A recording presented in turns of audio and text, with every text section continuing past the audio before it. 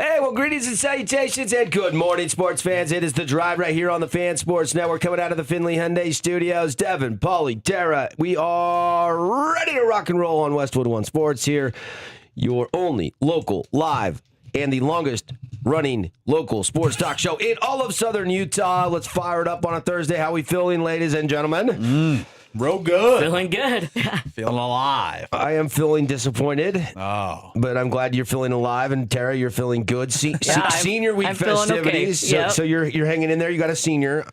Yeah, we had senior night last night, and it was good. There was some waterworks. There was some waterworks, but we got through it, and I'm okay today. We saw your I didn't know your script, and Yeah. it was an elite script. It really summarized your daughter really well. So it did. Yeah. She gives all credit to her husband. Yeah. No. He gets zero credit. He didn't write any of it. Uh-oh. In fact, there's a part in there that said, like your parents love you so much, and I almost change it to just like your mother loves you so much, because it's like, dude, screw him. If he's not going to help out and like say anything, Yeah. he doesn't get any credit. Maybe he couldn't find the words. Let's give him a break. Maybe that's what it was. They couldn't find the words. I went down to the VGK game. Disappointing 2 hour, not quite 2 hour. Disappointing drive home. I'll just leave it at that. Yes. That was probably the most lackluster playoff effort that I can ever remember from the VGK. Yeah. And look, I know I can be a homer and apologist for the teams that I root for. You can't take the fan completely out of me. I mean, I fell in love with this Vegas Golden Knights team. I had not been down to a playoff game in the entire Mammoth series. You guys had taken in multiple games in that series. Yeah. And last night I had an off night last night. So me and the boys trip, took my son, buddy of mine took his son and his nephew, and we rolled down. I didn't do the media bit. We just went down, and I just wanted to watch the game. I just want to see some playoff hockey. There you go. And that was just from the jump last night, from the drop of the puck, a disappointing performance. I don't know how else to summarize it. From the penalties in the first, they were just on their heels all night long.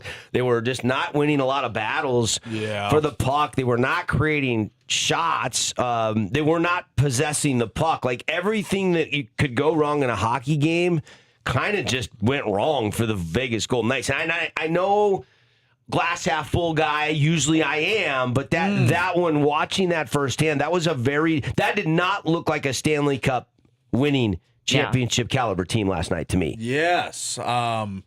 It did not. The puck luck wasn't there. There is one play I've got here.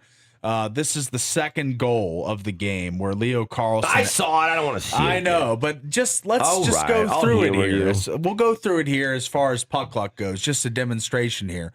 So this is how things change in a series quickly, and how games can get away from you.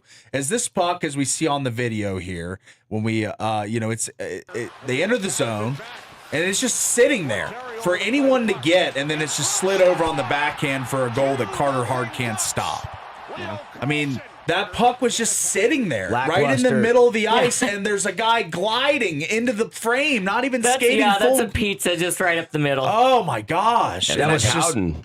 Yeah, I mean, look at it coming into the frame late. I mean, is that Marner? That's Marner on the backside. Yeah, I mean, you got to skate harder than that in the playoffs. It's almost like they took a night off. Yes. It honestly looked like a throwaway game from the jump. Yeah. I can't figure it out. That was the most. Well, 4 penalties in the first 10 minutes just shows that you're not disciplined. Were you listening or watching on the high stick 4 minute? So I went to Jersey Mike's to get some dinner. Yeah. And I was listening to our friend Dan Duva on the radio. Yeah. And I had just gotten back in the car after they had killed the 4-minute penalty. I mean, I saw the replay in the arena, but I couldn't decipher if that was a good call or not. Ultimately, it wasn't going to change anything, so I didn't even go back and I haven't even went back and watched that play yet. Yeah. This morning because I was so It's frustrated. a double minor, right? Yeah. Yeah. Yeah. The 4 minute. Yep. Yeah. You know, and look, they were already on a power play when they did that. So Now, they had to go 5-on-3 for over a minute. Was there blood? I couldn't tell. Okay. I mean, That's usually what you have to have to get a double. It was a high stick. Yeah, so I'm assuming there was I think it was called blood. on Jack. Yeah. Jack did not have a game last night. No. I don't know what he was seeing or feeling or what they did differently. I can't really put my finger on it. And now the series is tied 1-1. Yeah. And the games have not been evenly matched. Anaheim has been much better for all 6 periods. The Golden Knights seem further away from their game 2 than they did in the series opening 3-1 win. Yeah, it's concerning, I think, at this point, if you're the Vegas Golden Knights, because the path kind of opened up. You didn't have to play the Oilers in round 2.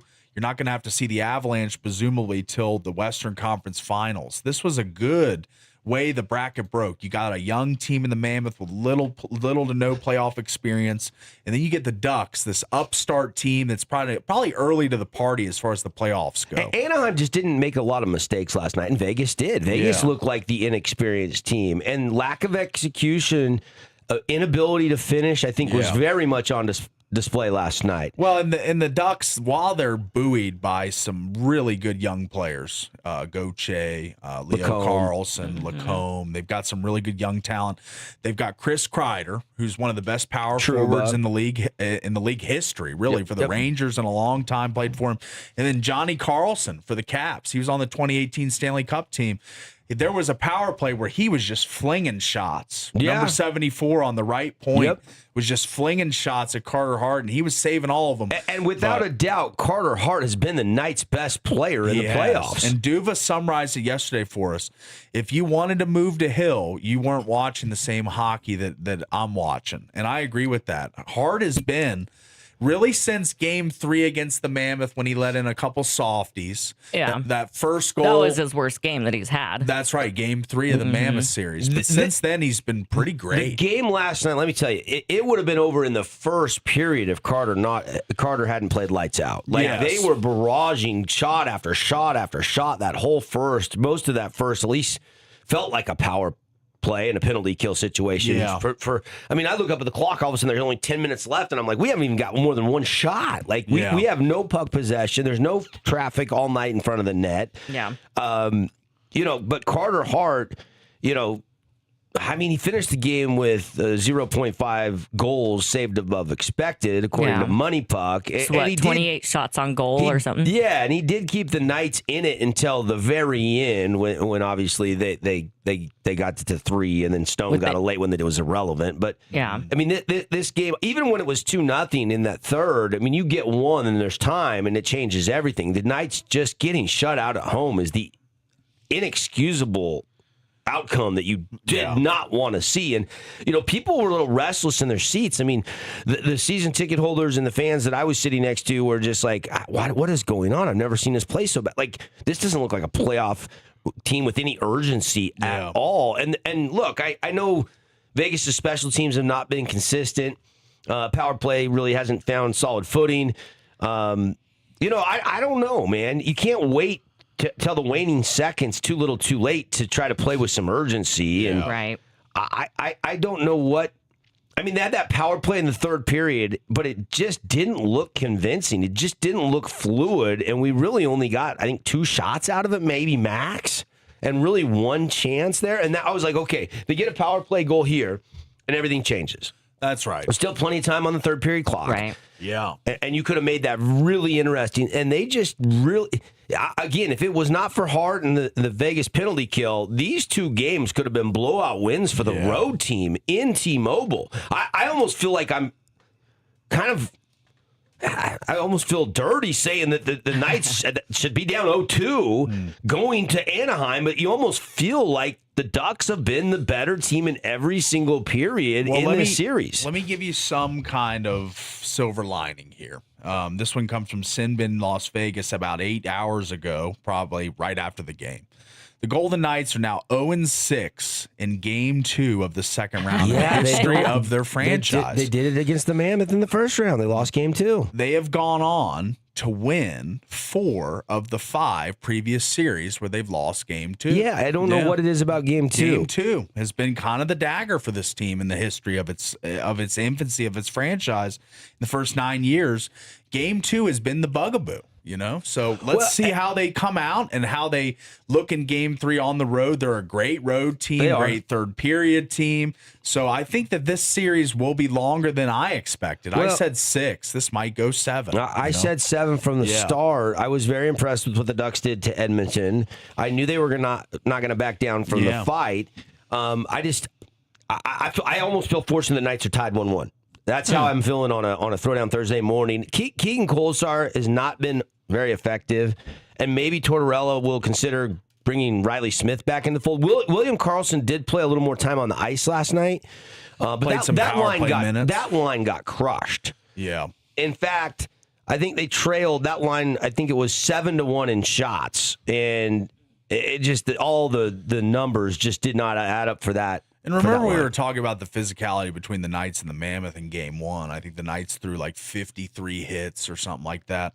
Your boy, Ross the Boss Johnston, was roughing some people up last night. He's a goon. He was definitely just out there to be that physical guy. That's what he does. That's his game. He laid some big thundering hits. Yeah.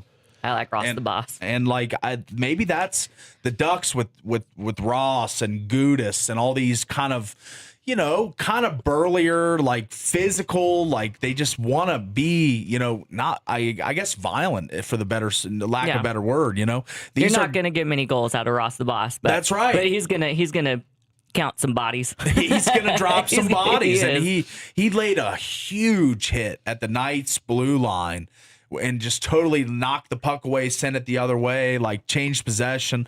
And like, those are the things, like your energy guys, your bottom 6, your grinders per se. Yeah. You're talking about Kolesar not playing well. The grinders of the Ducks are playing well, the 3rd and 4th lines. So. I can make a case nobody played well for the Knights. I hate to just pick on Kolesar. Yeah, and I know, but he took some penalties too. But Jack didn't play great last night. He took some penalties. There was, Marner was out of position Marner on that goal. Left that we just pizza walked. up the middle, and Howden was lazy on that play too. I mean, Tortorella is switched up the lines, and eventually Karlsson was moved in to play with Mitch Marner and Brett Howden last night. And those numbers were a little bit more favorable, but it'll be really interesting to see as he continues to make changes, a lot of changes. There's going to be some line changes for game 3, which will be tomorrow night. Yeah, where was Skorofiev, too? Dude, he didn't really get a shot. I don't even remember him shooting last night. He didn't get a shot. Let me look at the box score, but I don't know that he had a shot on net. He might have had one. I think Barbashev did, but I don't remember Skorofiev doing anything last night. I don't even think he was on the ice that much. And I know I'm going to these guys, but Sinbin does a great job. His 3 takeaways from the game, his second one, I think, is really kind of important here. It's time to abandon everything Tortorella's tried, except that it'll require Hurdle to break through. But a 5-forward power play has to return. I mean, they're running out Hannafin and Shea and 3 forwards. Yeah. And maybe that might not just be working. I mean, their power play's kind of been it's not been high strong, octane, not surging right now. So that's one takeaway that I thought he was right on about. I think they need to alter the power play, switch up the personnel a little bit. And his other thing, VJK's forecheck, it must return in Anaheim.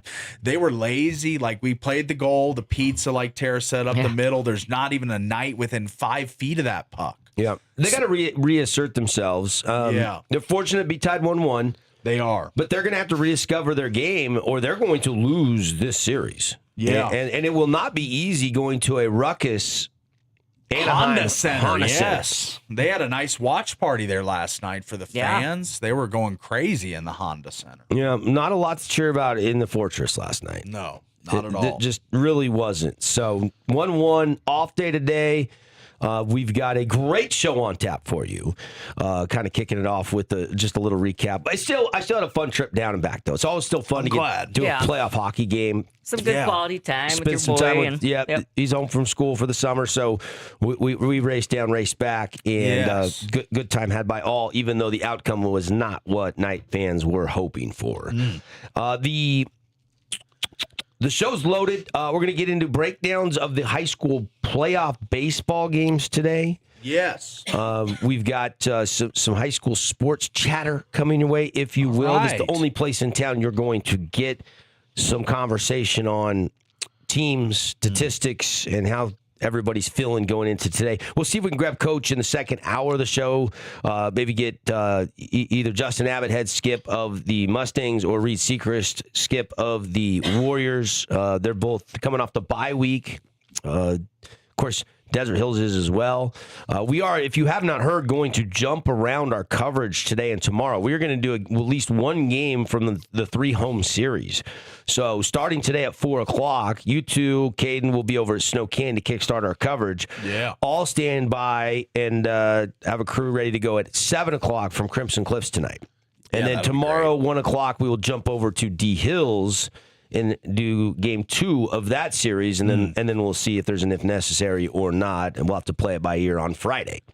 So that is our plan. So Snow Canyon at 4, Crimson at 7 tonight, and then Desert Hills at 1 o'clock tomorrow. The next 3 broadcasts slated in for you. You can watch them on our YouTube page, or you can listen to them right here on the Fan Sports Network. We will go break down game by game, matchup by matchup. We have 6 teams remaining.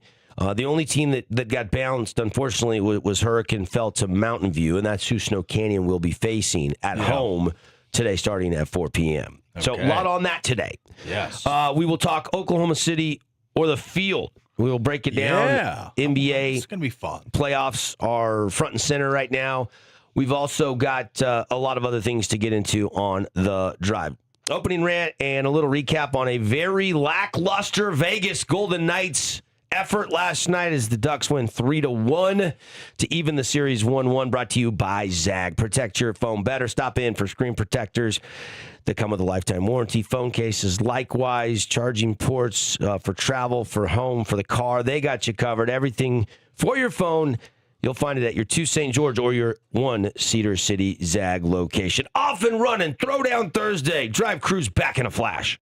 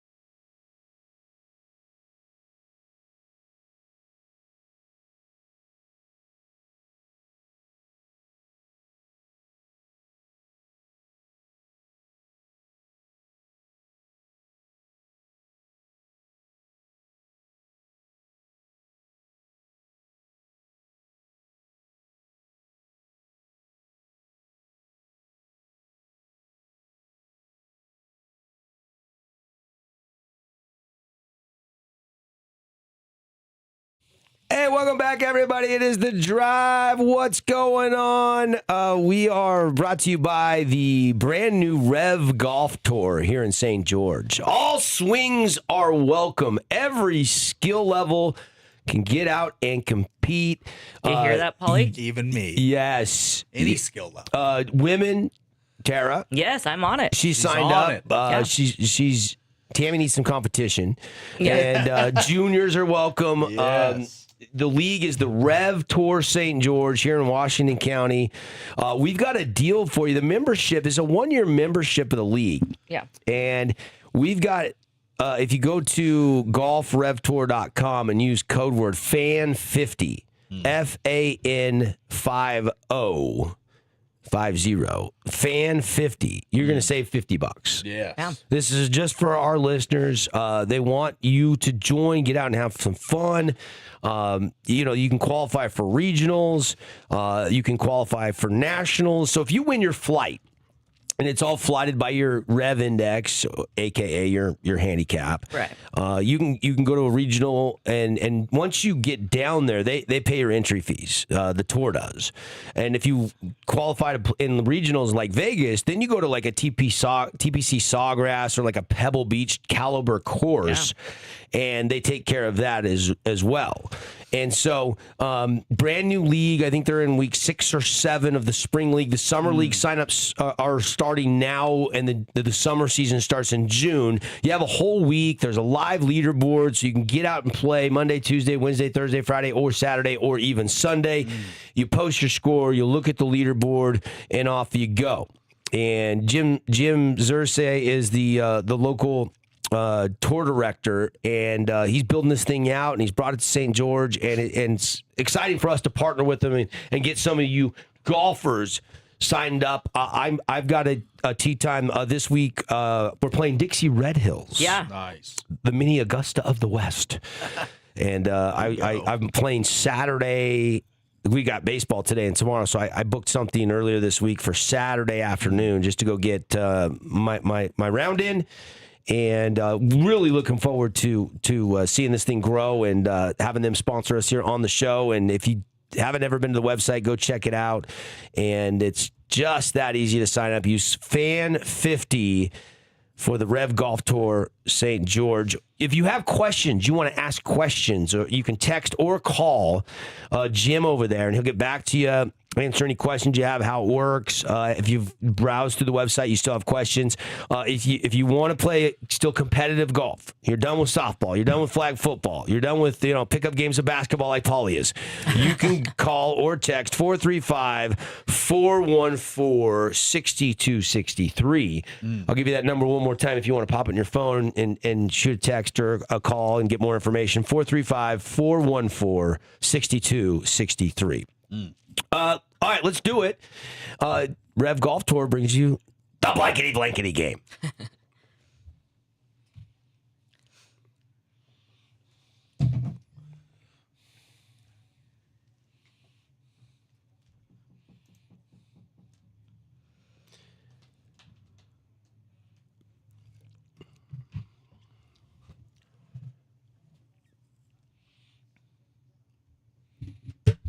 All right, let's get it started. All right. Victor Wembanyama, Wemby, has a ceiling of a blank player of all time. I mean, that pick and roll with the Aaron Fox. Whew.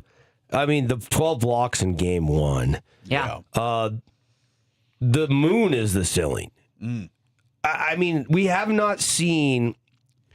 this is like Yao Ming, but Inspector Gadget incorporated into one. This is like, a athletic marquee. This is a taller Tim Duncan. Wemby is just different. He's like Spider-Man. Yeah. Like just.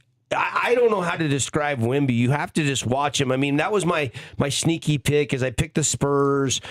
I'm still scared. I know we'll talk a little bit more about, OKC later in the show. But look, Wemby is just built different. Okay. Yes. That's going to be my final answer. You didn't give an answer. Built different. Built different. What was the question? Built different player of all time. That's what he's saying. He's just Wemby has a he's ceiling a one of one. Yeah. I was supposed to Ceiling of all time. The ceiling top, is the moon. Whatever, top. So I got so early. I got the NBA's 75 best players up right now, and I'm trying to find where I think I would fit him in. Right now, Dirk Nowitzki, number 17 all time. Is he better? Will he have a better career than Dirk? I think so, yeah. So we'll keep moving into the top 10. Like Julius Erving, like Hakeem Olajuwon. Is he better than those guys? Hakeem, the dream, his spin move was so good, but the length, the 3-point shooting, like Hakeem was not a 3-point shooter. He had holes in his game. He did. As great as he was. Here's a guy who doesn't have many holes. Number 12. Like we're inching towards the top 10. That's what you're angling for. You want me to say top 10. I know what you're doing. Is he a top 10? Is he better than Kevin Durant, the Durantula? For his career. You have to project out that he's got the chance. 27.1 points per game career scorer with multiple rings, MVPs. Like, do you think he is going to be better than Kevin Durant? I kind of do. All right. So your ceiling is ultimately top 10. I kind of do. You're putting him with Oscar Robertson, Larry Bird, Bill Russell, Wilt Chamberlain, Magic Johnson, Michael Jordan, LeBron James. Like, that's what the air you have him in if you're going to put him top 10. All I can go off is what I've seen so far and project it out. That's what I'm asking you to do. I think the stars are the ceiling. The moon is the ceiling. The roof is not the ceiling. Michael Jordan quote? Is he better than Michael Jordan? No, not yet. All right. Nobody's better than his greatness. He's not going to be better than Jordan, but could he be better than Larry Bird? Could he be better than Kareem? Yes. Could he be better than Magic? I think he can. I think so. I really do. You have to look at a short period of time and you have to go, wow, he was the missing ingredient in the recipe for the Spurs. They are a championship caliber team. Yes. Right now, they crushed them in game 2 last night. Easily. The Wolves had a horrible shooting night, granted. And they're on solid footing, but they got to regain their footing now in what could be a battle of a series because they stole home court away. I'm going to say top 10, fill the blank. I think he can be a top 10 player of all time. Yeah, he's just built different. Yeah. All right. He's built different of all time. Here we go. Yep. I like that answer. I'm high. I like it. I'm probably too high. It sounds like we're both way too high on Wemby. Well, I mean, just you have to project built out. in a lab. Yeah. I mean, the dude is just a freak. I mean, even if it's kind of like LeBron, 6'8", you run like that, you jump like that. We haven't seen athletes like LeBron, a point guard that has a forward's body. This is a but at center's least he body. doesn't flop like LeBron. That's right. And he has a center's body and he can dribble it like a guard. He's very rare. I'd say top 10. But at the end of the day, I have to reset and remind myself the Wolves did go get a split and still away home court against a 62-win regular season team. That's right. But they didn't put any more pressure on the young Spurs in game 2. That they were so bad offensively last night. I just saw the highlights, and I was at the Knights game, so I wasn't watching this from wire to wire. But it just didn't look like they really. It was probably, I don't know. Maybe they were mimicking the Knights last night. I don't know. Yeah, I don't know. The Timberwolves trailed by 30 in the third quarter when I looked at the score. Yeah. I mean if you're still watching that game, you are a diehard Timber Pups fan. That's right. Because that was really tough to watch.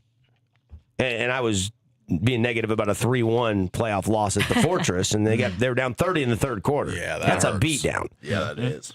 Wemby's different. All right, good question. Sorry I wasn't listening. I'll listen closer on this one. No, you're fine. Okay, Blake. He called me out. He did, yeah. He's like, you didn't even answer it. Fair. All right, Blank is the player the Knights need the most to step up in Game 3 and the rest of the series. I'll go first. This guy hasn't scored since April 11th. How about Tomas Hertl? Yeah. He needs it. He's not been doing much. He is not. He looks old and slow. He's got 2 assists through the first 2 rounds of the playoffs. 2 assists. That's it for Tomas. He looks old and slow right now. I know, but you guys are married to him for a while. He signed a big long deal with the Knights. So gotta get something more from him. I think we can win without Hertl being a lead. I think obviously because they have been. They have. I'm just saying maybe an X factor. He would certainly help. Don't get me wrong. I'm not discounting what you're saying. But I just think there's more important guys that have to produce. I mean, when Jack is at his best, and I saw Jack at his worst last night, like he just did not play well. Too many careless turnovers. Really wasn't seeing the vision in the lanes.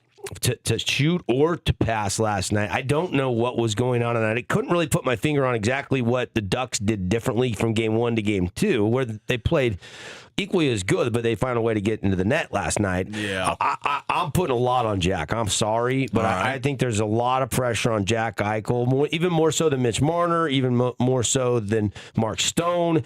Stone's getting older too. His minutes on the ice have kind of just been really, it's almost like he's on a pitch count, so to speak, a little bit. Yes. We know Wild Bill's just coming back. He played 13 and some change last night, so up 2 minutes more ice time. But that line got hammered last night. He was with Marner. They didn't do anything. Howden was on that line too.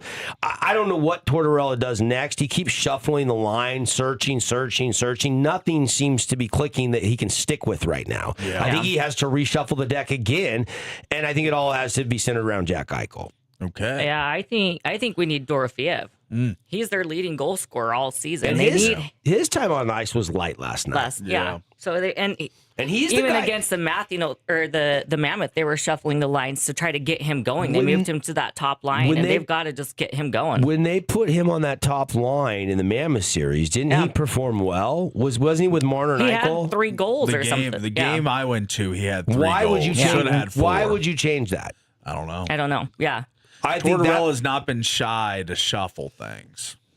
But you finally get your top goal scorer going. Yeah. And then not saying it makes again. sense. I'm not saying it makes sense. I'm just saying Tortorella hasn't been shy. Right. No, he's really shuffled. But he should have just left him there. He should have left him alone. Once he caught lightning in a bottle with that line. Well, and he's kind of said, "Look, I just let them go. I'm just kind of here." But yet he keeps tinkering with things. Look, the whole top. When you almost get shut out at home until the last couple seconds, your whole top offensive core you need more than 4 goals in 2 games against Anaheim. Yeah, the top 6 hasn't been great. Stones. I know he scored a garbage goal with 5 seconds. Dorofeev, Howden's been the best player. The power play has not been good. The team forecheck you mentioned earlier. Bad. But I think you're probably right with outside of like Marner and Jack, you have to look at Pavel Dorofeev and Tomas Hertl. Yes. As those line combinations shift, that third line has got to have some more impact in the scorebook. Hertl had 24 goals in the regular season. This isn't a guy that can't score. Yeah. So this is a guy that needs to start producing. Do they need more like one and done rushes, or do they need more puck possession and quality time in the zone? Like the Mammoth series, they grinded them down by cycling the puck and finding the right player. They did none of that last night. They did none of that yesterday. And maybe that's the Ducks muddying it up in the neutral zone, not letting them make clean break-ins and breakouts of their own zone and breaking into the Ducks zone. But they really didn't get set up very often. Power play or not, it just seemed as if it was a miss last night. Yeah. All right, let's go on to the next one. Blank is your favorite restaurant in town? No. Loaded question. I will go tough here because I think I know yours. I'm sure you. I will. think I know this one.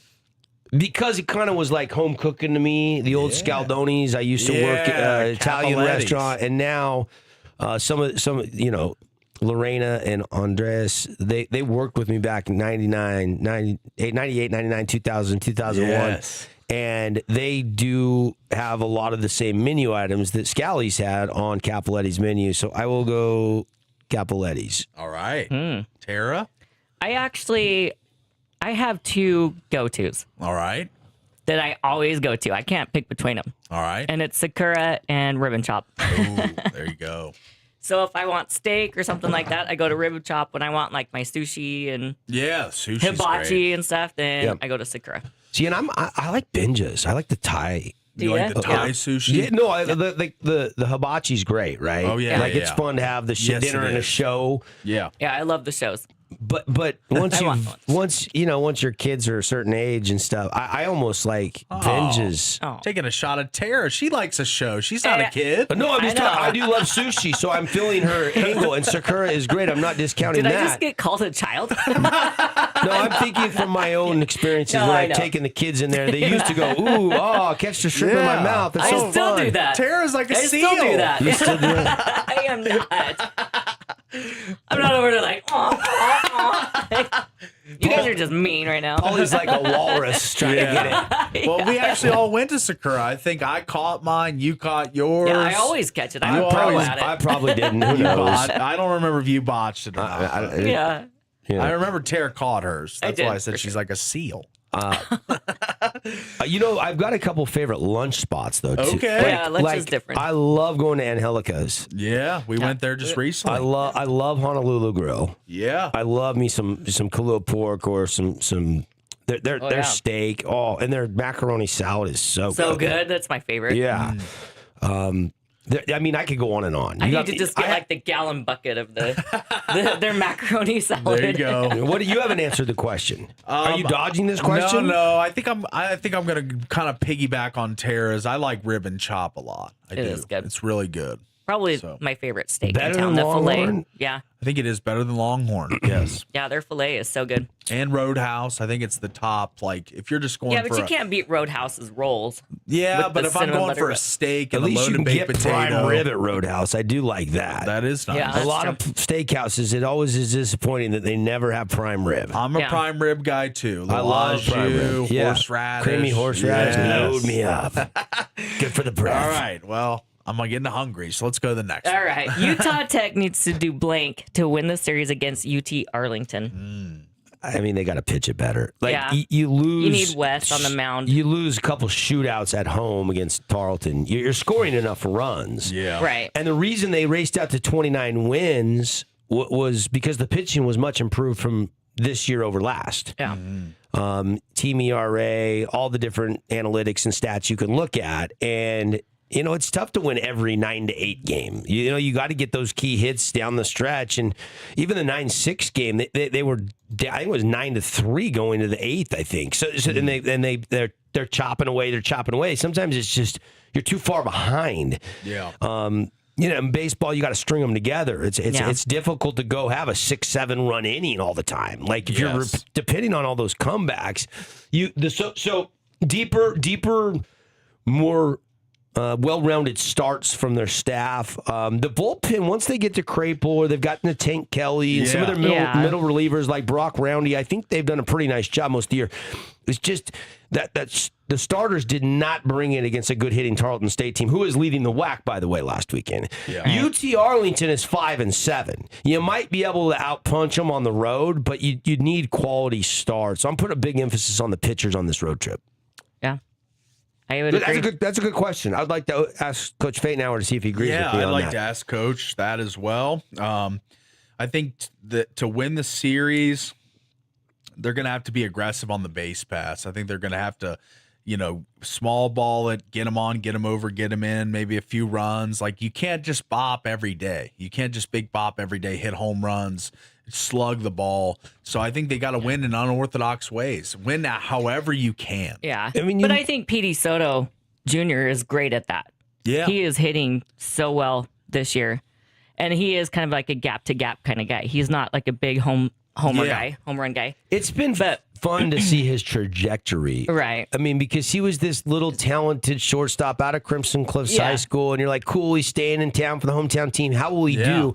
He's and speedy. You scroll forward to his junior year. This kid is probably going to be drafted. An MLB prospect, yes. Like, this kid could be the real deal. Like, he could hang around with an MLB organization and maybe get a shot at the show. Like, he's that good defensively. And the hitting and the strength and conditioning, they've brought him along nicely right before our eyes. I mean, look, you're a 29-win team. I know Cal Baps won 38. I know Tarleton State's won 31. Yeah. But you are the best. You are in the upper echelon of the final season of the WAC. You have a chance to make some noise. I know that Tarleton sweep really stung the coach and players. I look for a really spirited effort. I would be more surprised than not if they didn't get a sweep or at least win the series at UT Arlington, who's a 16-win team, 16-27, even though you're on the road this weekend. Let's get some big wins. Yeah. And by the way, they finish up against UVU in their final WAC homestand of the year, and Utah Valley is 1-11. So they've played the Cal Baps and the Tarleton States. They had to go to Cal Bap. They got Tarleton at State. Those were huge series, and obviously might not be able to win the regular season crown with Tarleton State winning 3 last weekend. But you can still maybe get that 3rd seed and be in a really good position to make a run at them or Cal Bap in the WAC tournament. Yeah. And get get out of the tournament to a regional, which would be awesome. That would be amazing. In the final season of the WAC for Coach Fade. Already won 5 more games than last year, and you still got 7 regular season, maybe 8 regular season games left. I mean, this is going to be a 30-win team this year, which is awesome. Really exciting to see the growth of the baseball program. Yeah, they're a fun team to watch. All right, let's move on. Golden Tempo not going for the Triple Crown is blank. This is kind of a little bit of a gut-wrenching. It is. Because you want to see the rarity. You want to see, these horses run the Preakness. But it's May 16th, so it's a quick turnaround. What is today? May 7th. It will, like for the Triple Crown, it's 2 weeks between each race. Yes. So you have the Kentucky Derby, you have 2 weeks, then you have the Preakness, then you have 2 weeks, and then you have Belmont. The decision, and Sherry DeVoe, who is the first female trainer to ever win the Derby, and I was listening to her. Which was another reason why I really wanted to see him win the Triple Crown. Yeah. Sovereignty, last year's Derby winner, skipped the Preakness. Yeah. Rich Strike in 2022 did. Country House in 2019. Justify was the last horse to complete the Triple Crown in 2018. One of only 13 horses to have accomplished, a thoroughbred racing high achievement like that. I mean, if you can run, you're durable. You are a horse. They basically said this about the decision. Golden gave us the race of a lifetime in the Derby, and we believe the best decision for him moving forward is to give him a little more time following such a tremendous effort. Right. I like that.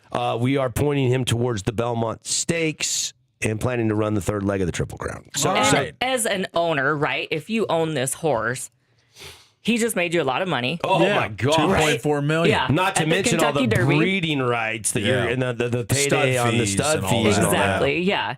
And so I can understand them maybe like pulling him out because he could take him to Belmont. And he could win him another couple million. Sure. If he's healthy and races well in that one. So it's like an owner, I can understand it. But as a fan, it's like we want to see this, like the Triple Crown. Yeah. Want to see at least, even if he doesn't complete it, and say he wins the Preakness. Yeah. And the Triple Crown sweat is alive going into the Belmont. Can you imagine the bets and everything, though, to come in on that? Yeah. But that's gone now. Yeah, it's all gone. Yeah. Rich Strike, I think, skipped the second leg to focus on the Belmont. So why don't you skip the 3rd leg if you lose the Preakness? I mean, you've got 3 races in basically 5 weeks. Yes, I understand. It's quite the workload. But if you could win 2 out of the 3, then you would skip the Preakness. And race the Belmont because it gives your horse just a little more rest. That makes sense. Competing Less in fatigue, three races over 5 weeks. It's load management. Yeah, it's even these horses get load management. Not enough recovery time, and you're worried about the horse's health, and they're not all built like American Pharaoh. Yeah, now, that's why it is so difficult though to win the Triple Crown because there is not much rest. It's 2 weeks in between. Mike Rapoli, who owns Renegade, who was second in the Derby, won the Arkansas Derby, who was second in the Kentucky Derby. He had proposed last year that they look at the calendar and make some changes, but it got shot down. So I don't know. Maybe if you move the Belmont from the second leg and then you put it behind the Preakness and you space it out over 7 weeks instead of 5, I think was kind of the theory there, then you might have more horses actually try to run the Triple Crown. And win it, I see. All right. Hey, but that's kind of a tradition, too. I don't know. Like I said, because it is such a high honor to win the Triple Crown because it is so difficult. And I don't know that I want to see that changed either.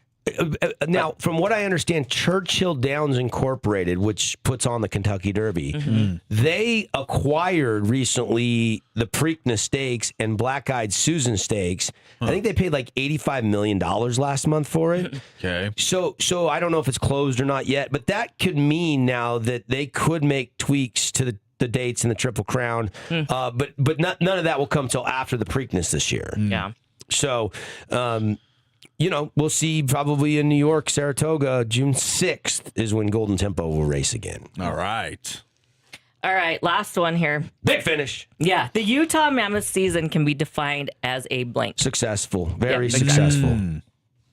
I think we're unanimous on that one. Yeah. I was going to use successful, but I'm going to say gratifying as well for the fans because they were talking playoffs or busts back in the preseason. summer. So it's pretty cool to see that come to fruition. So I would say it's gratifying, it's successful, it's all those things. And I was at that game and the post-game interviews and stuff. I mean, the players were heartbroken, right? And Coach Torini, he was heartbroken, and a lot of the questions like, right now we're grieving. Like, let's maybe talk about this more at the exit interview. They care. They do care. But at the same time, like I said, after they lost, not one fan left that game. And they were on their feet clapping and cheering for them as they exited the ice. Like, nobody left. And so just that alone, it's like, I think that sends a message to the players, and that drives them into the offseason. When you see your fan not early exit, sit in that building, you go out one circle around the ice, and they're still yelling like crazy after a 5-1 loss. Yeah. You're knocked out, you're disappointed, and everybody's still there. That means you kind of have arrived as a hockey town. Yeah. You built a fan base. Yeah, that proves you were successful. You did what you needed to do. That's right. Take a break. Come back. Big finish. It's The Drive on a Throwdown. Thursday show today brought to you by Coral Canyon Golf Course. Get your sticks out and get out and play. Check out the tee sheet, coralcanyongolf.com. Give them a call, 435-688-1700. Save it in your phone. So if you ever need a tee time, you can hit up 435-688-1700. Coral Canyon Golf Course. It's fantastic.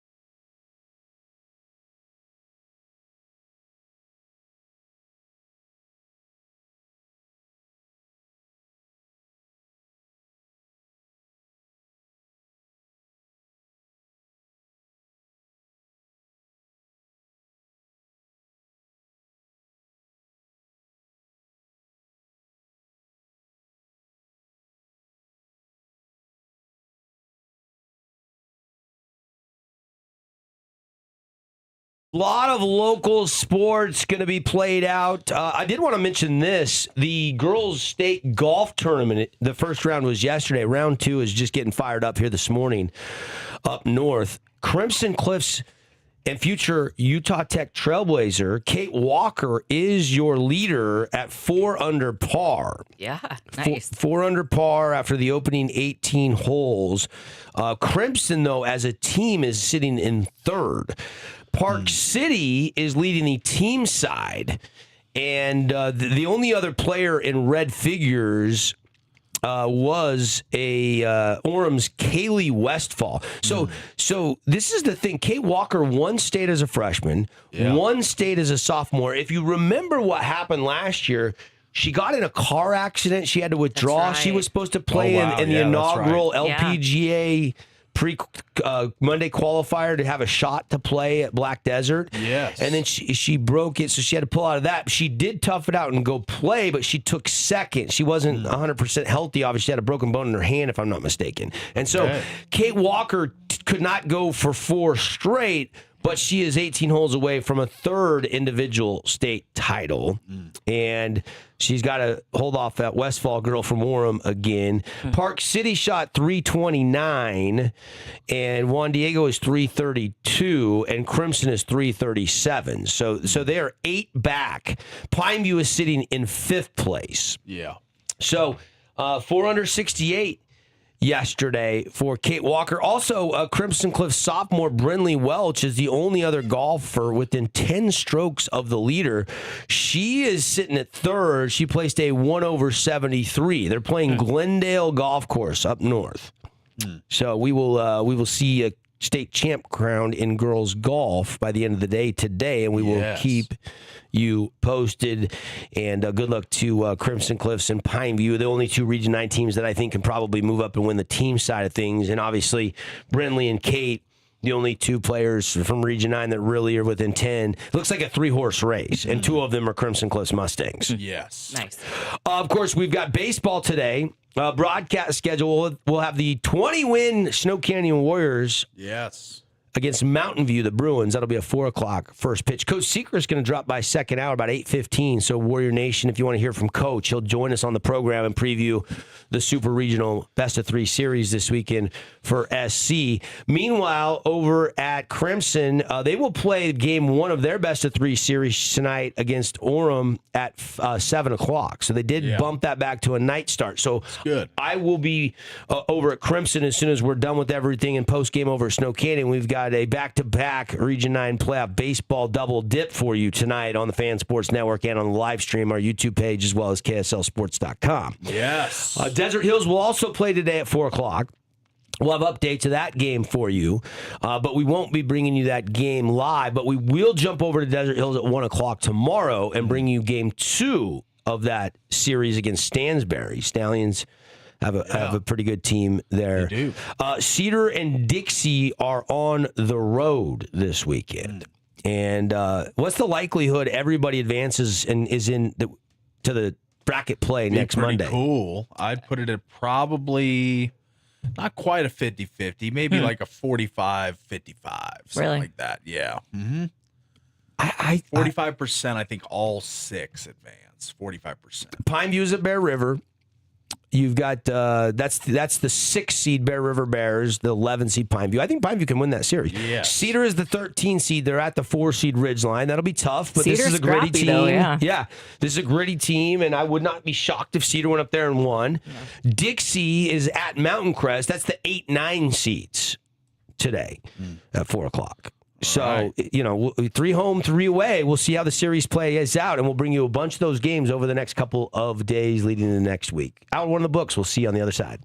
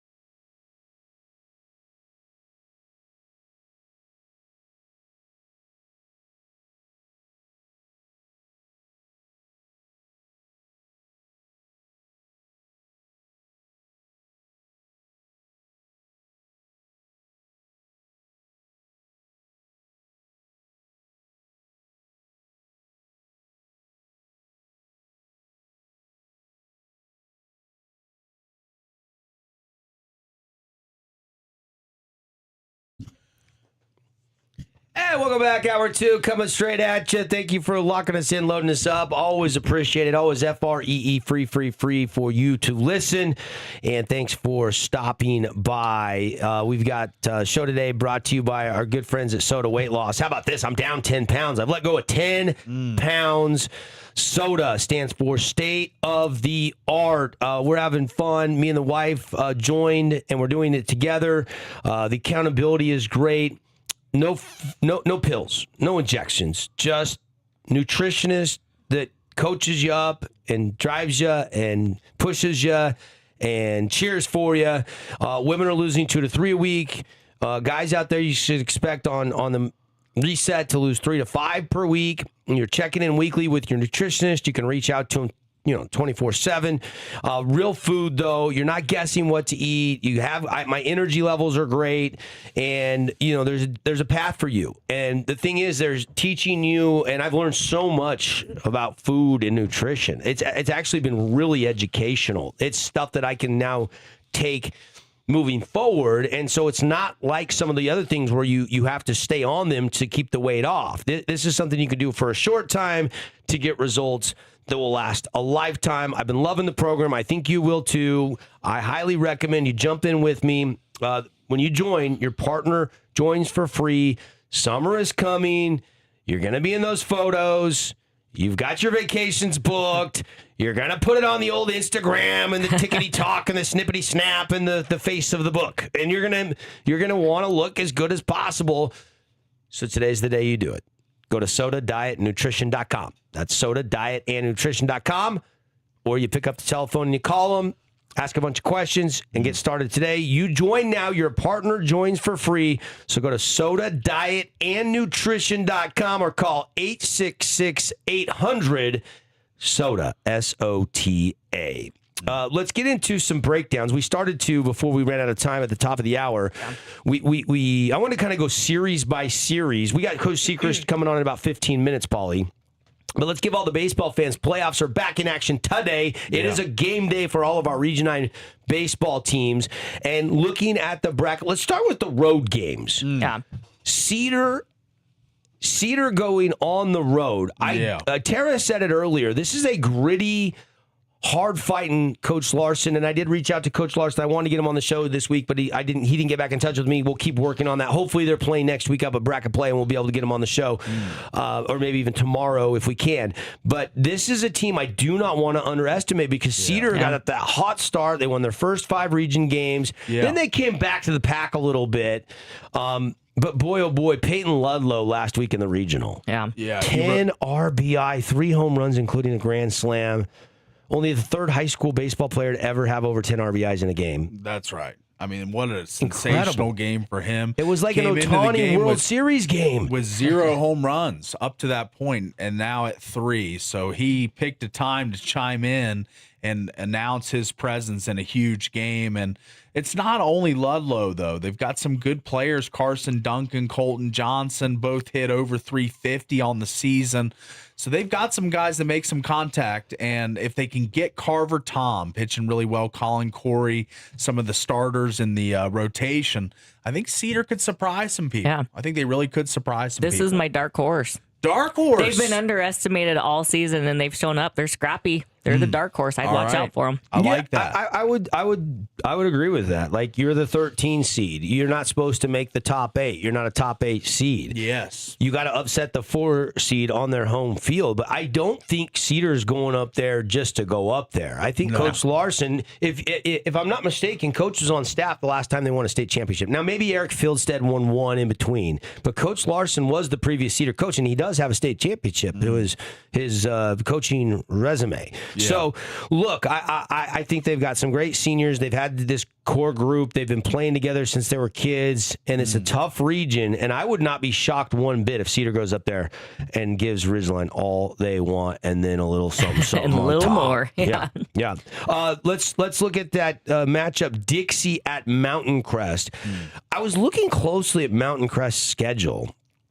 And towards the end of the season, they lost some region games. They had a really good preseason. They were really cruising, and then they dropped, I think it was like 4 of their last 6 or something.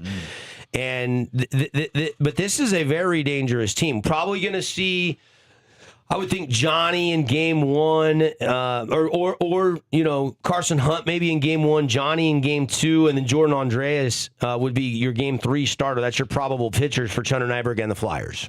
Yeah, and I think Coach Nyberg's got to feel really good about where this team is right now. But, man, next year, the youth of this team, Cannon Turley, a junior, Max Larkin, a junior, Jordan Andreas, a junior, Weston Gilmore, a junior.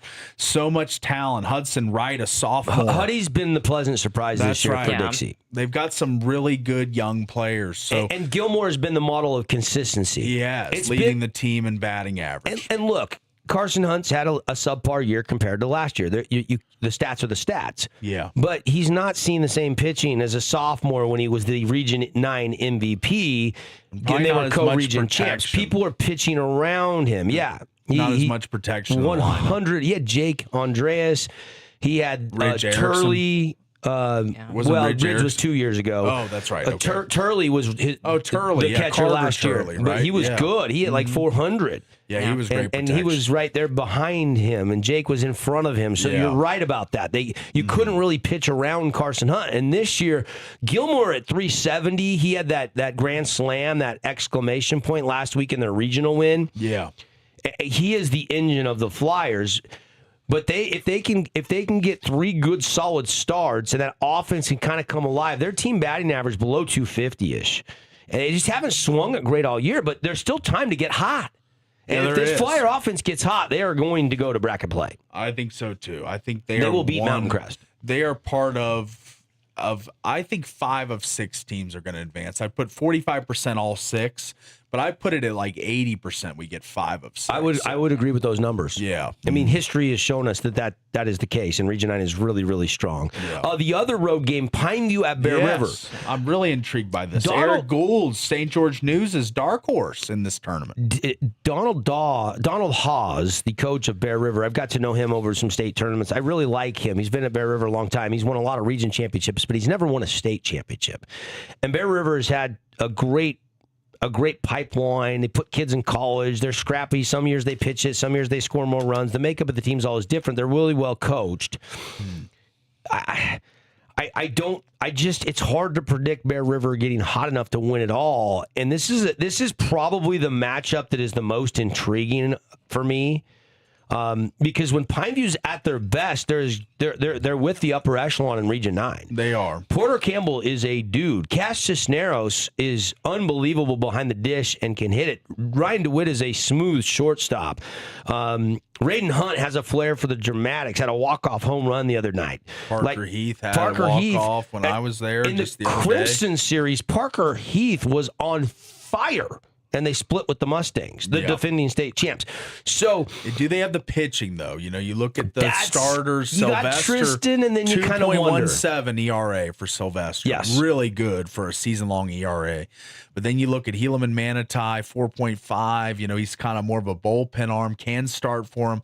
Porter Campbell, another bullpen arm, can start for him. I think 7.15. You hate to take him out of center field, though, because you have to make a lot of adjustments to the defense, and you're not as strong defensively when Poe is on the mound. That's right. And I worry about the pitching, but the hitting is very, very capable. Yeah. More likely to win on the road, Dixie or Pineview? I mean, you're playing the 4 seed. Cedars at Ridgeline, that's the 4 seed. I'd probably lean Pineview just because I think they've got just the last couple weeks, the mojo, 2 walk-offs in the last 2 weeks. Like they kind of have a little magic going over there, starting with senior night when we were there. And then the last game we did, they walked off.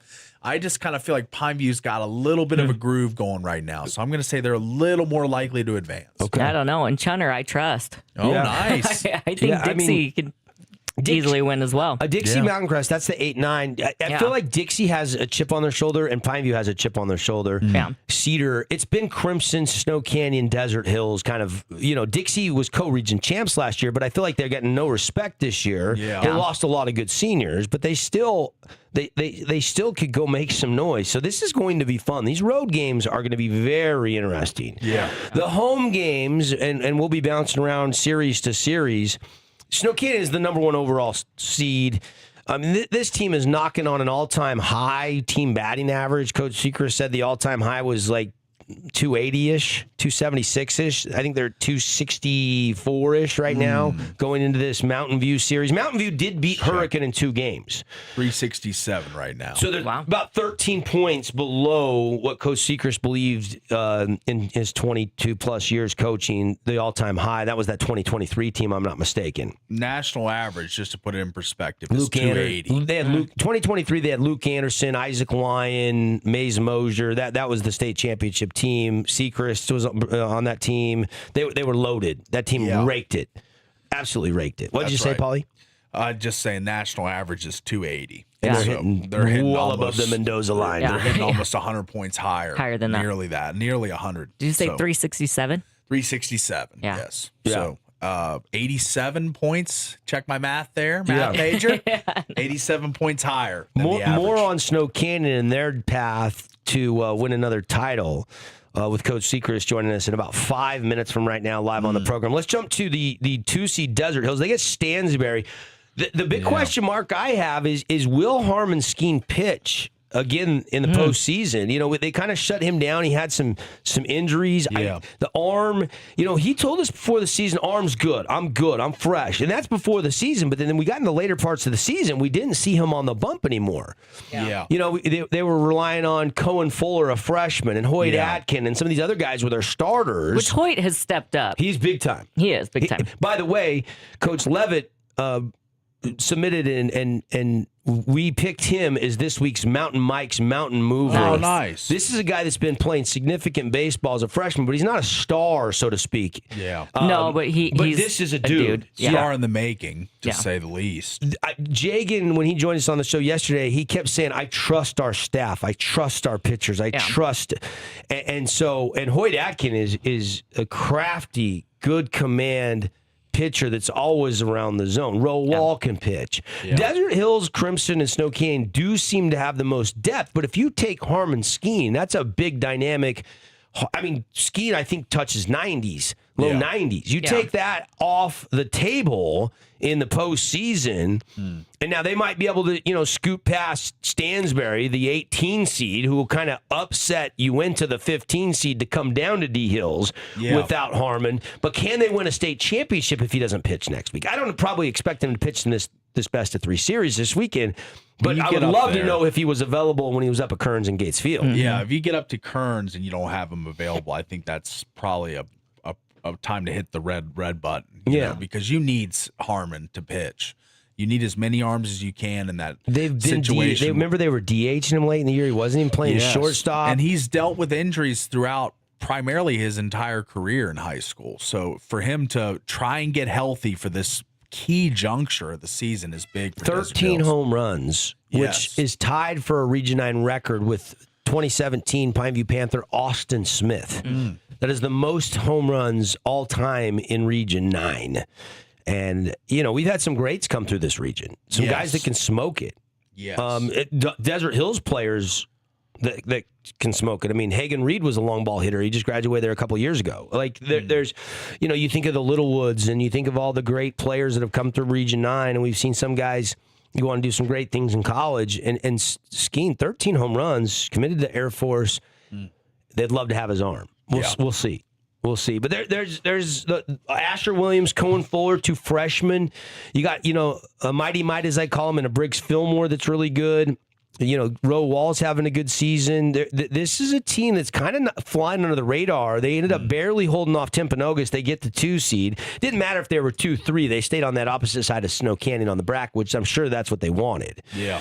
But they would, if they beat Stansbury this weekend and Crimson beats Orem, they would play each other Monday morning at Gates Field at 10 a.m., and it would be almost a similar situation to what we saw at the Bruce last state baseball tournament when it was here in St. George, and that's the Dougie Smith game, as I call it. Yes, the legacy game.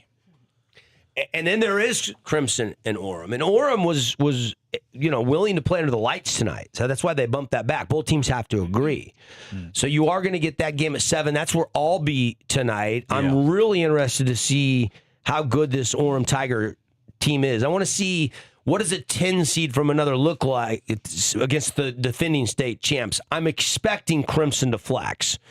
And they haven't had their full pitching staff available. It's been really hard to set the lineup day in, day out for Coach Abbott because he's leaving some. You notice more pinch hitters for Crimson than anybody else because he's probably got more depth than anybody else. Yeah.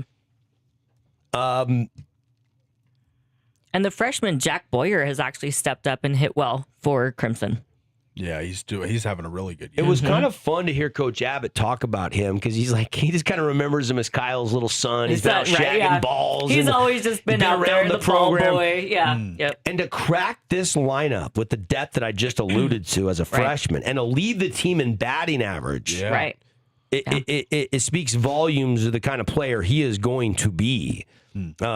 He's kind of the next big thing in Region 9, if you want to know the truth. He is. Him and Asher Williams and Cohen Fuller and some of these freshmen, that's the next wave of talent. But the talent is on display right now. What's he hitting, 380? Something like that.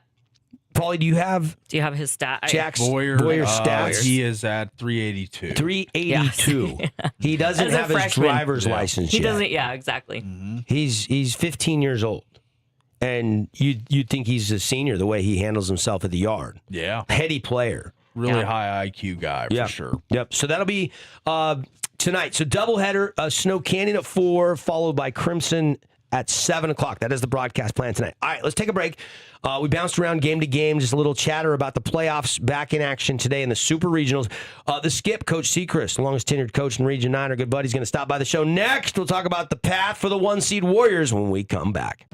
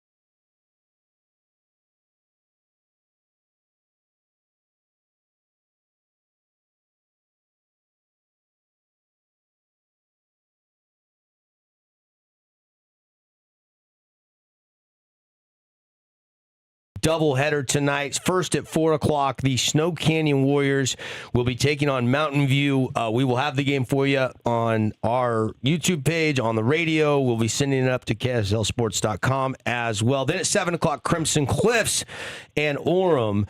Tomorrow, 1 o'clock, we will bring you Desert Hills. So we're bouncing series to series, and then we will do an if necessary game if there is a necessary game. We'll just have to wait and see. Now joining us on the program, the longest tenured coach in all of St. George when it comes to skipping a team. That's Coach Seacrest over there, still hustling down to third base like he's a young 20-year-old, ladies and gentlemen. Coach, good morning. Welcome to the postseason. 9 days off since your team last played. How's the break been? It's been tough. We want to play. You know, we've been playing each other really. It's not always the easiest thing to do, but hopefully we're ready to go now. These guys are chomping at the bit to get out there, so we're excited that today is here. Are you glad you didn't have the end of the season, regular season bye like Desert Hills had, where they haven't played in 15 days? At least it's only 9, Coach. Yeah. No, I had that bye a few years ago, and I don't think it was a good one. So, definitely happy that we didn't have that bye at the end of the year. And if we can get rid of that somehow, some way, that would be great. But it's always tough when you get off for 2 weeks. So, Coach, 9 days I'll take, but still that was rough. Yeah, no kidding. And I know your team plays with a lot of emotion, a lot of swagger, and they love the game, and they're probably chomping at the bit. Any disappointment that you guys couldn't play under the lights at Snow Canyon tonight? Mountain View didn't want to play the night game, so you guys have to stay at the default time, 4 o'clock. Yeah, I don't think these people really understand exactly what Region 9 baseball is all about at 7 p.m. under the lights with all people here. It's kind of a fun atmosphere, whether you're a visiting team or whatever, and it's kind of awesome for people to see. I mean, we're expecting to have the same crowd and the same thing, but just under the lights is always kind of a cool thing, and I don't really think they understand that. And their whole said they don't play many night games, and that's kind of something we need to change because I feel like we're the home team. We should be able to, as long as it's not before 4 o'clock on Thursday, we should be able to determine the time that we play. I mean, we earned that. But I guess both schools have to agree on it, which is fine. We don't really care. I mean, 4 o'clock's fine with us. We got to play day games from here on out, really, so it's not that big a deal, but just kind of a fun atmosphere at all our fields at 7 p.m. You know, has this been a stress-free managerial season for you, comparatively speaking? I keep remembering what we were asking about, hey, where does this team stack up in team batting average? And you said, hey, they're right there knocking on the door, that 2023 state championship team with Luke and Isaac and Mays, and then your son was on that team as well. I mean, you guys were loaded that year, and you guys are hitting almost at the same clip right now. Is that made your job a lot easier, just watching these guys, swing it so well all year long? Yes and no. I mean, I know what they can do, so when they have a bat at bat, I kind of get a little more upset than I normally do with them because I know what they can do, It's not like, oh, yeah, that's just kind of the at-bat we have because they have so many good at-bats, and then when they have a bad one, I kind of get frustrated with them, which I shouldn't. They're still teenagers, high school kids, and they're still learning, but it's just one of those things where it's like I expect a lot more out of them. So you expect a dinger from Trayvon every time. When Trayvon swings a pitch over his head and pops up, and I think he probably was going to get another pitch sometime in that at bat and hit it about 450 feet. I feel like he needs to do a little bit better job, but obviously he's been awesome for us. They've all been real good, and hopefully that just carries into this state tournament where we can put up lots of runs. Coach, seen a few videos of them, some film out there a little bit, but we don't know a ton about the Mountain View Bruins. Size up Coach Ford's team for us and what you've seen in the film. Just kind of really scrappy, I mean, I thought Hurricane would win that series, and, they scrapped with them and scrapped away 2 wins from Hurricane. So it's one of those things where I feel like Hurricane was playing pretty good at the end of the year.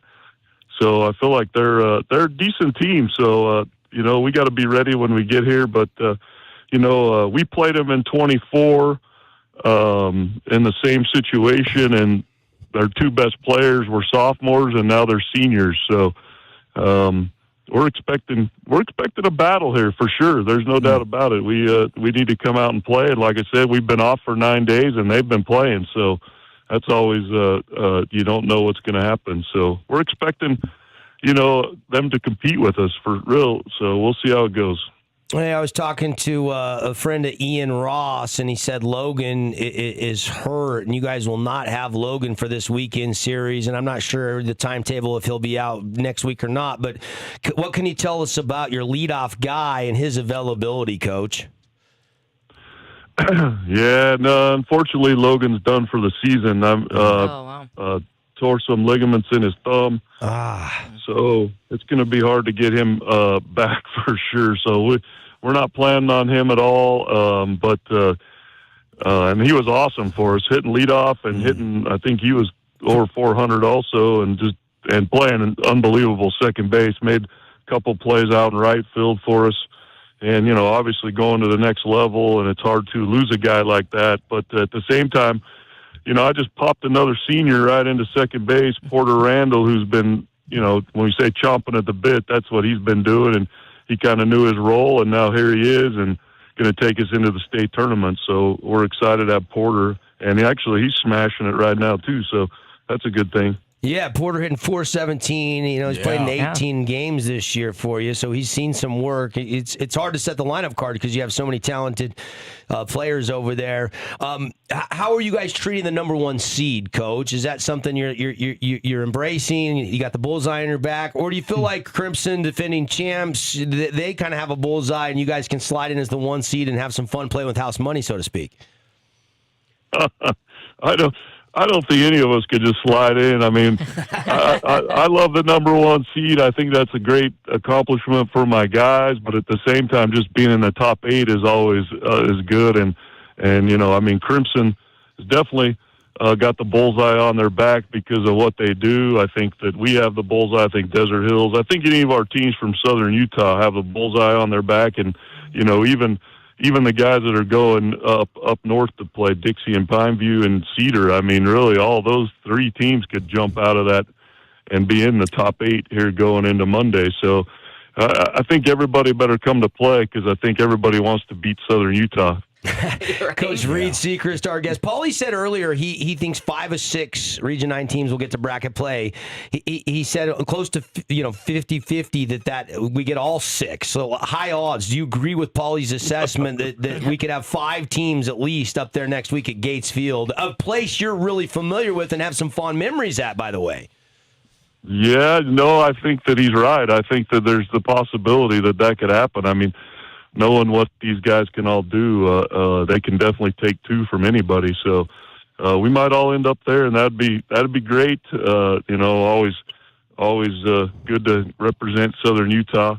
And obviously, the last time we were at Kearns, we won it in 2012. So it's been a long time since we've been there, to be honest with you. So.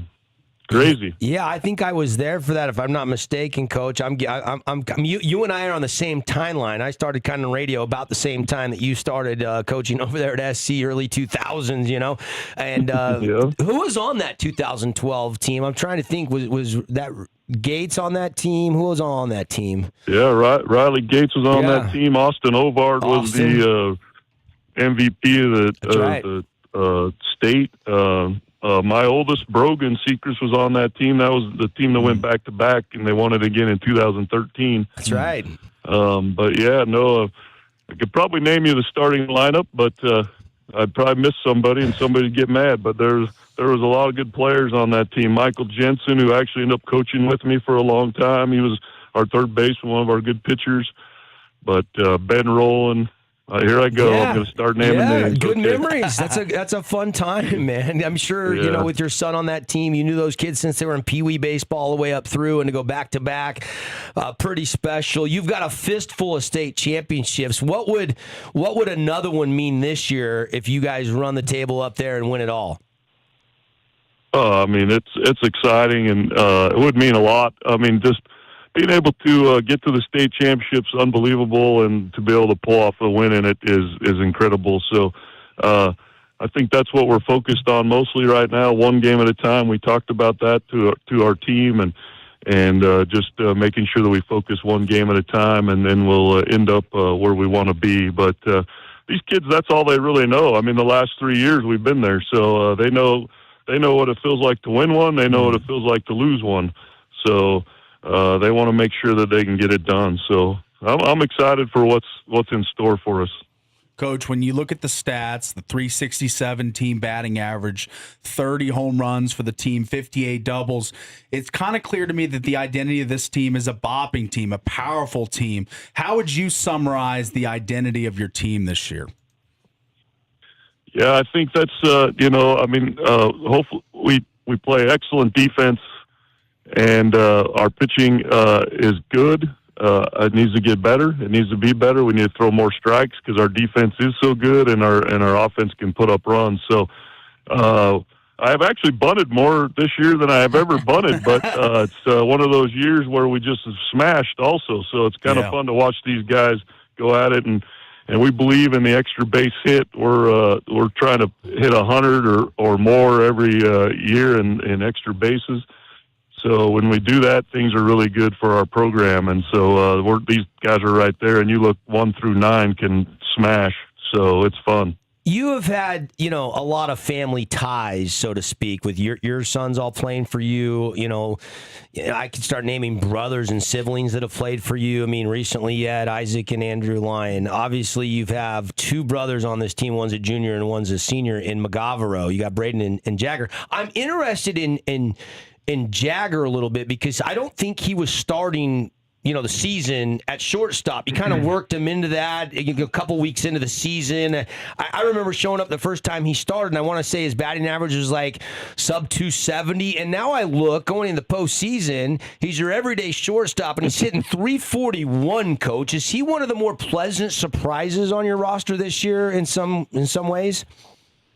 It definitely was a kid that we were expecting to get a lot of. Was just how can we get him in and put him on the field with the 11 seniors that we have, and that's the great thing about these kids that stay at Snow Canyon High. I mean, they understand that by the time they're juniors or seniors, they may be on the field, but it may take a little while, and so. He's one of those kids that actually played in the state tournament last year for us at third base and even caught a few innings.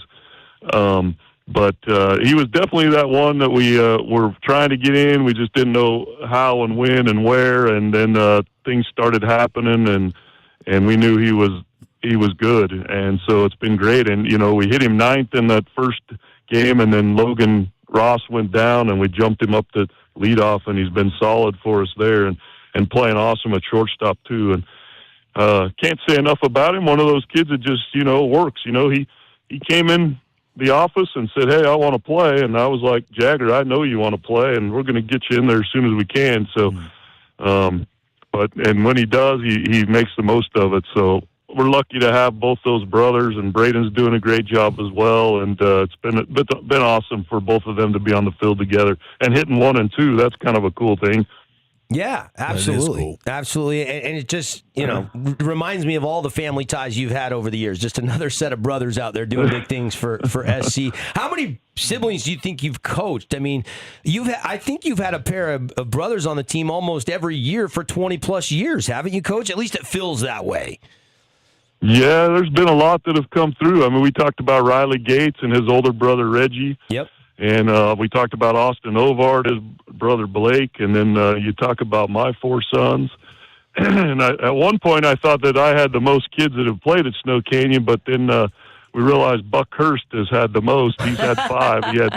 He had a couple before me. So, I mean, I think that those names are pretty prevalent when it comes to Snow Canyon baseball and the things that have done. And Austin Deming and his brother Bubba. Yeah. I mean, I could say I'm probably going to miss people. Well, but, on your roster right now, Zach Beck, his older brother played for you too, so you have another connection James, there recently. Yeah. So it's sure. So it's pretty cool.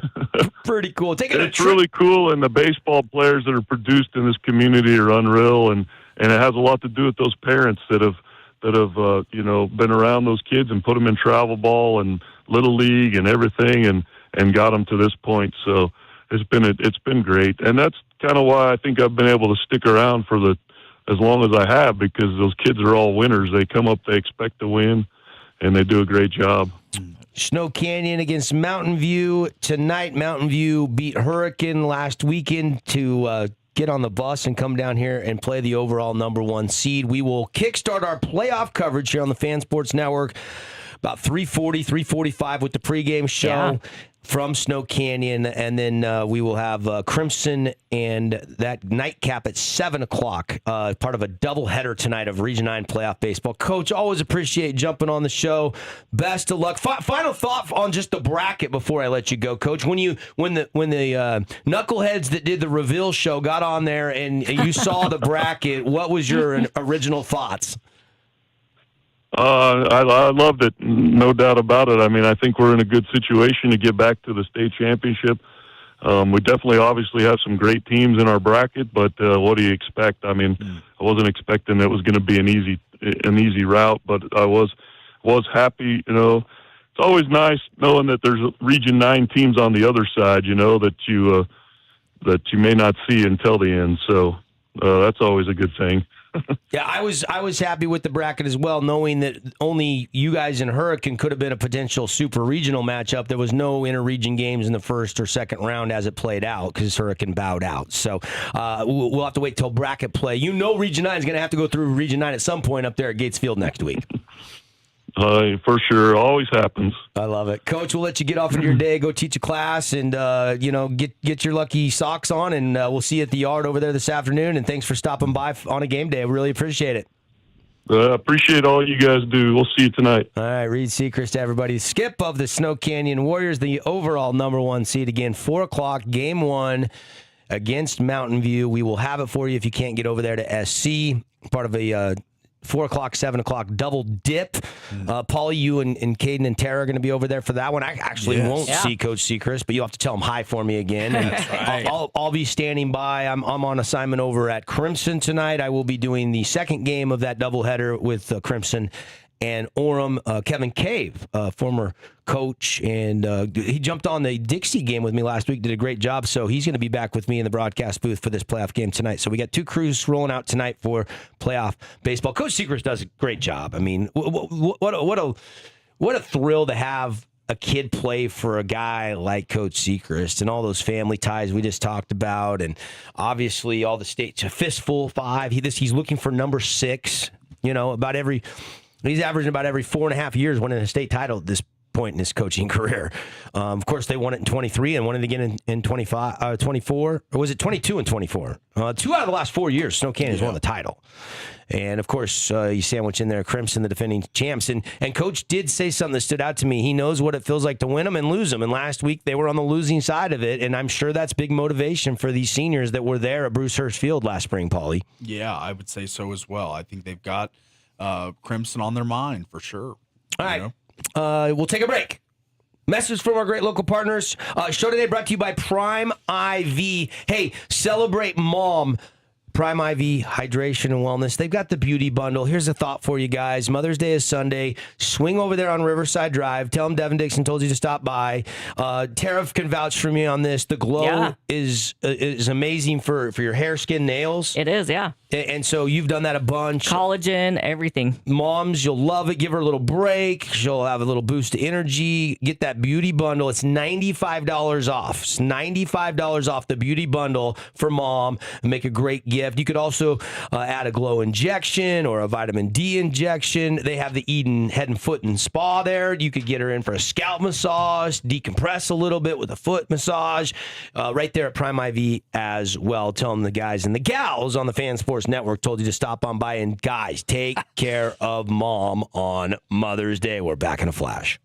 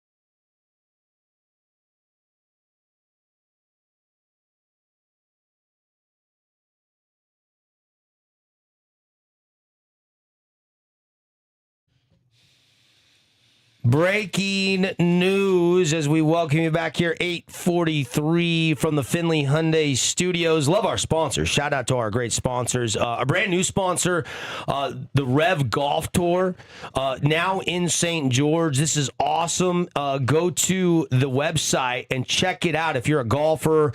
Doesn't matter if you're a 20 handicap, 30 handicap, 5 handicap. There is every skill level competing. It's all flighted, so you're playing against equal players to yourself. GolfRevTour.com. They've got a new website they just launched as well. Yeah. And it's Rev. It's got the STG at the end. Let me pull that up, because this is what golfers dream about: competing, having fun. And the thing I love about this tour is you have a week to play your round that week. Every week's at a different course. You show up, play, and we do have a special offer. It's a 1-year membership, normally $299, $50 off for our listeners all month long. Use code word FAN50, FAN50, and you will get that $50 discount. You're going to love it. I'm playing. I've got my tee time we're playing Red Hills this week. I think it's week 7. There's 8 weeks in the spring. That's the league they're finishing up. Summer league will start and go 8 weeks in June, July, maybe filter in a little bit of August there. And that's the one you want to get signed up for. So don't wait. Use FAN50 and go to RevGolfSTG.com. Tara, when are you going to play your first round, by the way? Yeah, Tara. Maybe Saturday I can get out to Dixie Red Hills. I love that course. There you go. But I am looking forward to the summer because I haven't made any of the tournaments yet. Yeah. You've been busy. You got a senior. That's I do. TheRevSTG.com. TheRevSTG.com. Go claim your spot. Get on the tour. And then use FAN50 at checkout to save 50 smackaroonies. You can put that in your gas tank because you're going to drive to the golf course. Mm-hmm. Breaking news. Yeah. This came across the wire 54 minutes ago from Ian Rappaport at Rap Sheet on Twitter. Free agent quarterback Aaron Rodgers, who is expected to visit the Steelers Friday and this weekend, will likely, keyword likely, play for them in 2026, sources say. The deal is not done, and there's always caution, especially with Rodgers, until things are signed. But Rodgers' plan is to play for Pittsburgh, and these are the steps that are towards the end of the process. So you can't hold them hostage through OTAs. Already did it through the draft. You've already drafted another quarterback. Yeah. And used a pick there. And you probably needed to do that anyway because Rodgers is just a gap fill. This is not a long-term thing. It's a bridge. I think there's enough interest of rolling it back with McCarthy. When Rodgers won his Super Bowl in Green Bay, Mike McCarthy was the head coach, and now he is taking over for Mike Tomlin. I think that's just enough for Aaron to say, I'm going to give it one more go. I thought the last year was the last ride, but if he thinks he can still do it at the age of 42, I believe he is, and Stafford's 38. I think Brady played till he was over 40. We're seeing quarterbacks in the new modern era with the protection and the tuck, and you can't hit the quarterback. I mean, the rules are really set up to help them to protect them, prolong their career at that valuable money position called quarterback. Yes, it's interesting. I mean, to let a single player hold you hostage throughout an entire summer, free agency, the draft for is crazy. For a second time, yes. Does this make Pittsburgh in your mind, playoff team? Because it doesn't in my mind. No, it's no. Like, okay, maybe you flirt with 8 wins. Maybe you're the second or third best team in your division at best. Like, I just can't really get. If I'm a Steeler fan, I'm not like through the moon excited. No. I'm not disappointed because of the coaching change. Maybe you're interested in one more go at this, but this has got to be the last hurrah, doesn't it? Yeah. In the North, the AFC North is one of the strongest divisions in football. When the quarterbacks in the division are healthy, when Lamar's playing, when Joe Burrow's playing. I mean, that's why I say the third best. He might be better than Cleveland. He could be better than Cleveland. I'd agree with that. Yes. Who's their quarterback? We have no idea. I've heard Deshaun Watson is that's trending. what I thought. I said that 3 weeks ago. Don't forget about I didn't Deshaun. believe you, but there's a lot of people saying he's trending the to be the best quarterback in that room. He's also the most controversial. Yeah. Yes, he is. Yeah, it's been the most. But he's been to some rehab and he's figuring some things Staying out. out of the massage parlors. He's working it out. Yeah. Yeah. Literally and figuratively. I just can't. But, yeah, with Rodgers, like even in like our fantasy league, that's a 2-quarterback league. Is anybody even going to draft him? He's a starter. You have to. You might stash him as your number 3, but I don't think you're planning on starting him. No, but you got to draft him. He would be draftable, He's but he would be a backup. Is he playable? To answer your question, not most weeks, I don't think. DK Metcalf is a pretty good wide receiver. And Michael Pittman was added from Indy. That's true. He does have another weapon there. Yeah. Yeah. They've always utilized the tight ends well in Pittsburgh. McCarthy, different playbook for Rodgers, some familiarity. I just have I want to believe that this could be a special season. They could go win 10, 11 games and make the postseason, but it's hard to predict it. Last year was that special season where everything aligned and they did make the playoffs, but I don't think that happens still again. Lost his job and is going to the broadcast booth, and they wanted to part ways. Yeah. It wasn't good enough. Everybody hangs their hat on the most Super Bowls all time, Pittsburgh Steelers. And everyone hung their hat on Tomlin never having a losing season. They haven't won a Super Bowl since Super Bowl extra large. But Tomlin was the definition of slightly above mediocre. You know, it's been over 20 years since they played. I know, but who was coaching them all those years? I know. So, you had to make them. If you ask Steeler fans, I think Steeler fans are pretty excited that there's a changing at the top because it doesn't happen very often in Pittsburgh, and you can kind of hit the reset button. Chuck Noll, Bill Cowher, Mike Tomlin, and now McCarthy. There's been 4 coaches in the history of Pittsburgh Steelers football. Isn't that crazy? Crazy. I think the Redskins went through 4 in like 6 years. So it's like crazy. My childhood, Norv Turner, Marty Schottenheimer, Steve Spurrier, Mike Shanahan. Like, we switched coaches so many times, it's unbelievable. And the Steelers have had 4 in their entire history of their franchise. Insane. Crazy. It's another Rodgers headline though, and so I guess maybe I'm just desensitized to it, and I'm just not that excited.